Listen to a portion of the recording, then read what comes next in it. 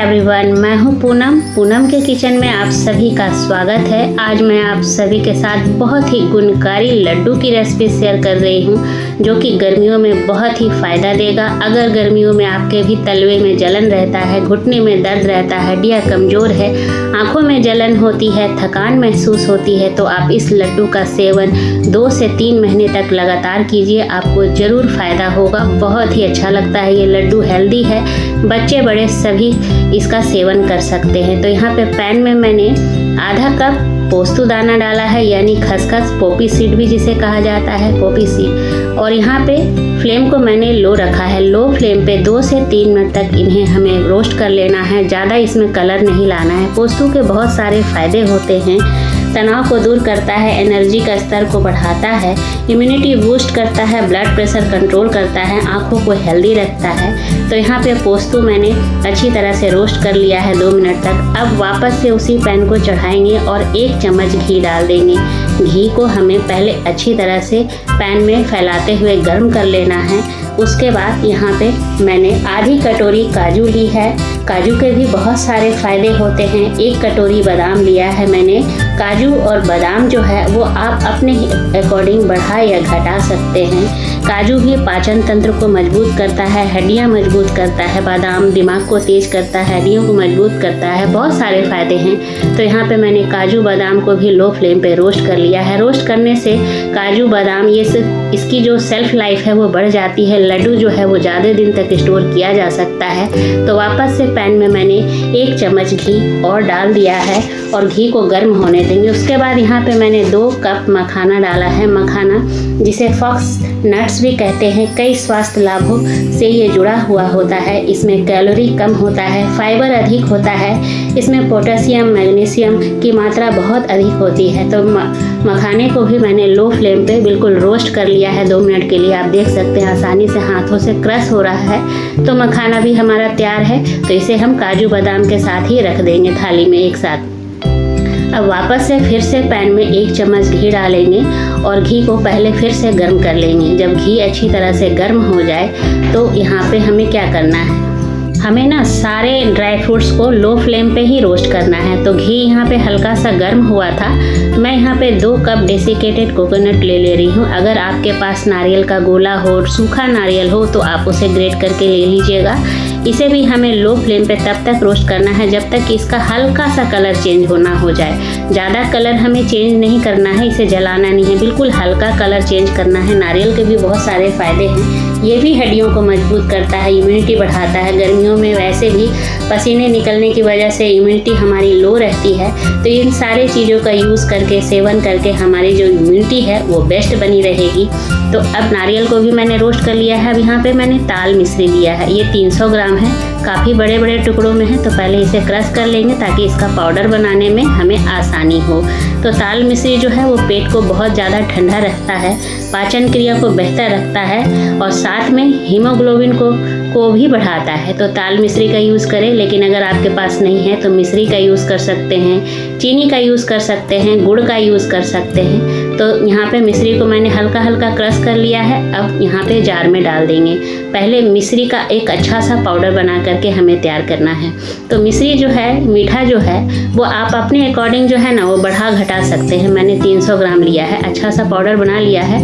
अब बड़ा सा बर्तन लेना है ताकि लड्डुओं को मिश्रण को एक साथ मिक्स करने में हमें ज़्यादा परेशानी ना हो। तो मिश्री को मैंने बड़े से बर्तन में डाल दिया है। अब इसी ग्राइंडर जार में जो हमने बादाम, काजू, मखाना रोस्ट करके रखा था उसको डाल देंगे।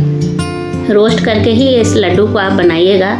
इसे जो है ना, इसका जो सेल्फ लाइफ है वो बढ़ जाएगा। मतलब लड्डू ख़राब होने के चांस कम रहते हैं अगर ड्राई फ्रूट को अगर आप रोस्ट करके बनाते हो।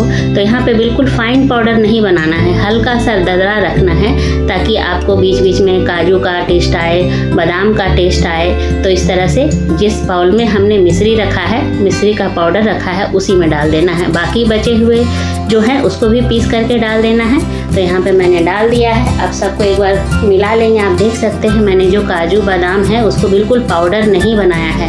अब यहाँ पे भुना हुआ खसखस डाल देंगे, यानी पोस्तु दाना। अब यहाँ पे डेसिकेटेड कोकोनट का पाउडर भी डाल देंगे और सबको अच्छी तरह से पहले मिला लेंगे। क्वांटिटी जो है आप अपने हिसाब से बढ़ा या घटा सकते हैं। तो इन सब चीज़ों को पहले हमें अच्छी तरह से मिक्स कर लेना है। बहुत ही फ़ायदेमंद लड्डू है। गर्मियों में बहुत सारी परेशानियां हो जाती है, तो इस लड्डू का सेवन रोज़ रोज़ सुबह आप एक कीजिए, आपको बहुत फ़ायदा करेगा। पूरी गर्मी खा लीजिए, बहुत ही आराम होगा। वापस से मैंने पैन चढ़ा दिया है और आधा कप मैंने घी का इस्तेमाल किया है। तो यहाँ पे घी को हम पूरा पहले पैन में जाने देंगे। तो आधा कप घी को पहले अच्छी तरह से गर्म कर लेंगे। उसके बाद मैंने आधा कप ही आटा लिया है। आधा कप घी लेना है और आधा कप आटा लेना है। और यहाँ पे फ्लेम को बिल्कुल लो रखेंगे। लो फ्लेम पे हमें आटे को तब तक भूनना है जब तक कि आटे का कलर ना चेंज हो जाए, या फिर बहुत अच्छी, जैसे हलवा बनाते हैं आटे का हम लोग, जो खुशबू आती है सेम वैसे ही खुशबू आनी चाहिए। और फ्लेम को लो रखेंगे। यहाँ पे जल्दीबाजी नहीं करेंगे, क्योंकि आटा जो है वो बाइंडिंग का काम करता है। अगर आटा ही कच्चा रह गया तो जो लड्डू जो आप खाएंगे तो वो जीभ में जा कर के चिपकेगा। तो इस बात का ध्यान रखना है। आटे को अच्छी तरह से भूनना है। आप देख सकते हैं आटे का कलर बिल्कुल चेंज हो चुका है। बहुत अच्छी खुशबू आ रही है घी की, आटे की। तो हम इसे क्या करेंगे, डायरेक्ट जिस बाउल में हमने सारे मिश्रण को रखा है उसी के अंदर डाल देंगे और चम्मच के सहायता से पहले मिलाएंगे। अभी गरम गरम हाथों से बिल्कुल टच नहीं करेंगे, क्योंकि आटा और घी बहुत ज़्यादा गर्म है। तो चम्मच से मिला लेंगे। तो यहाँ पे मैं मिला रही थी तो थोड़ा सा गिर गया।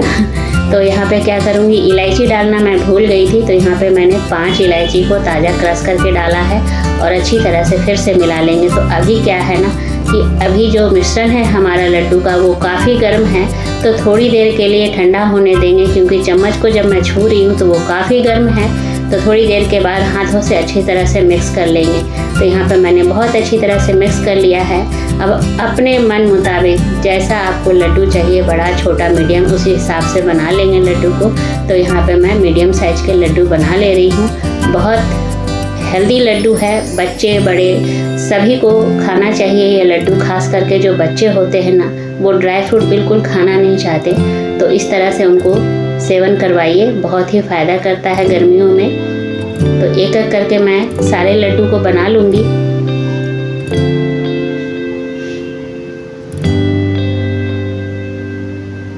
तो यहाँ पे मेरे इतने सारे गर्मियों के हिसाब से बहुत ही हेल्दी गुणकारी लड्डू बनके तैयार हो चुका है। तो आप भी अपने फैमिली के लिए बनाइए और पूरा गर्मी एंजॉय कीजिए। बहुत सारी परेशानियों से छुटकारा पाइए। तो मैं एक तोड़ करके दिखा रही हूँ, अंदर से इसका टेक्सचर कैसा है, बिल्कुल परफेक्ट है। तो उम्मीद करती हूँ कि आज की जो ये लड्डू की रेसिपी है आप सबको पसंद आई होगी। अगर पसंद आई तो लाइक शेयर कीजिएगा। चैनल पे अगर आप नए हैं तो ज़रूर से सब्सक्राइब कर लीजिएगा। बेल आइकन को भी प्रेस कर दीजिएगा, ताकि आने वाली वीडियो की नोटिफिकेशन जो है वो सबसे पहले आपको मिले। मिलती हूँ अगले ऐसे ही मज़ेदार, चटपटे और हेल्दी रेसिपी के साथ। तब तक के लिए टेक केयर, बाय बाय।